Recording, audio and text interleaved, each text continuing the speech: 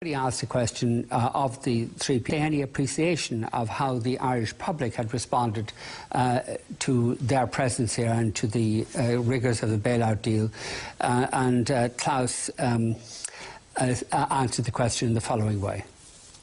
The attitude, as far as I can see or judge, and this is of course I have only a limited perspective, is very good. I'm impressed by the depth of the discussion in Ireland and the understanding of complex economic financial sector issues, which is revealed by looking into the Irish press, looking into the discussion, but also when I come from the airport with a taxi driver, they are often very well informed, I must say, very well informed.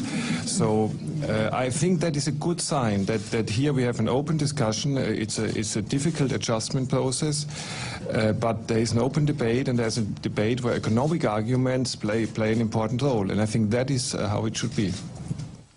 I thought I'd ask him a little more about his conversations with the taxi driver. Let's have a look.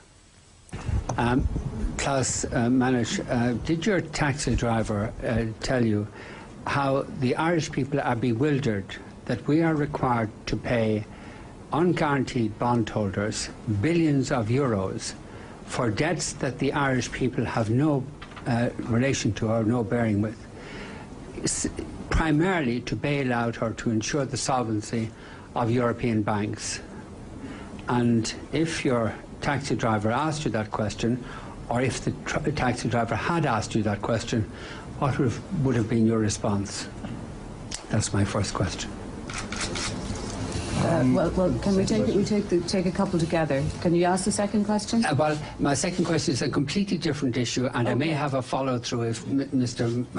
Masuk doesn't answer the question in a way that would illuminate the taxi driver's understanding of all this.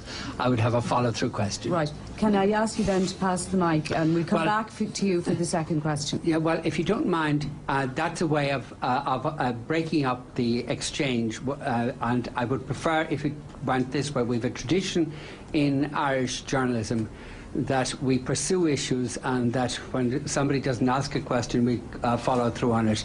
And I hope that tradition will be respected on this occasion. So could you answer the question? Answer the question. Yeah. Mr. Vincent, I have answered a very similar question of you. I think it was 2 reviews ago. You addressed the question. You addressed the question previously. I addressed the question. Yes. I answered it.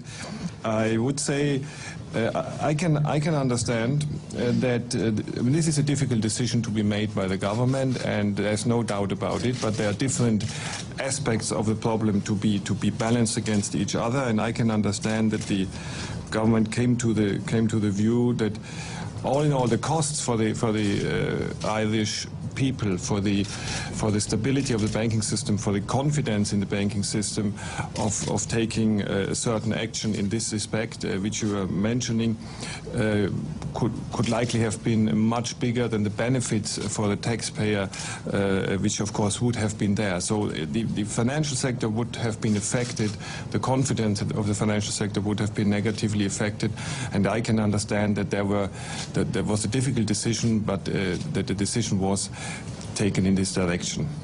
Yeah, that doesn't address the issue. We are required to pay in respect of a defunct bank. There's no bearing on the welfare of the Irish people at all. We're required to pay in respect of this defunct bank billions on unguaranteed bonds in order to ensure the health of European banks. Now, what would you explain, how would you explain that situation to the taxi driver that you talked about earlier? I think I have addressed the question. No, you haven't addressed the question, because you've referred to the viability of the Irish financial institutions. This financial institution I'm talking about is defunct. It's over, it's finished.